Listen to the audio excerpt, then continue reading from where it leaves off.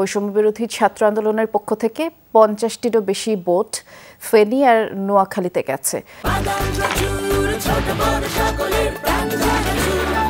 স্বাদে ভরপুর প্রাণ চানাচুর। সারাদিনে আরও 200 বোট যাবে বলে সমন্বয়করা জানিয়েছেন। এছাড়া সারাদিন ঢাকা বিশ্ববিদ্যালয় টিএসসিতে ত্রাণ সংগ্রহ কার্যক্রম চলছে। সকালে টিএসসির সামনে শুকনো খাবার যেমন মুড়ি, চিড়া, বিস্কুট, শিশু খাদ্য, বিশুদ্ধ পানি, জামা কাপড়, ওষুধ সহ নানা কিছু জমা পড়ছে। ঢাকা বিশ্ববিদ্যালয়ের শিক্ষার্থী সহ বিভিন্ন শ্রেণী পেশার মানুষ ত্রাণ দিতে টিএসসিতে যাচ্ছেন, অনেকে নগদ টাকাও দিচ্ছেন।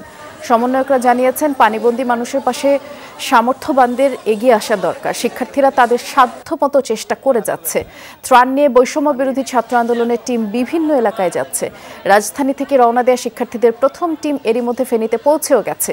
তীব্র পানির স্রোতে সেখানে কাজ করতেও শিক্ষার্থীদের বেশ বেগ পেতে হচ্ছে। বেসরকারি প্রতিষ্ঠানকেও দুর্যোগ মোকাবেলায় পাশে থাকার আহ্বান জানিয়েছেন সমন্বয়করা।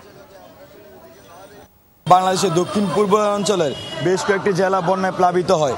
বৈষম্য বিরোধী ছাত্র আন্দোলনের পক্ষ থেকে আমরা সেখানে সর্বোচ্চ সহযোগিতা করার জন্য আমাদের জায়গা থেকে সর্বোচ্চ প্রচেষ্টা চালিয়ে যেতে থাকি।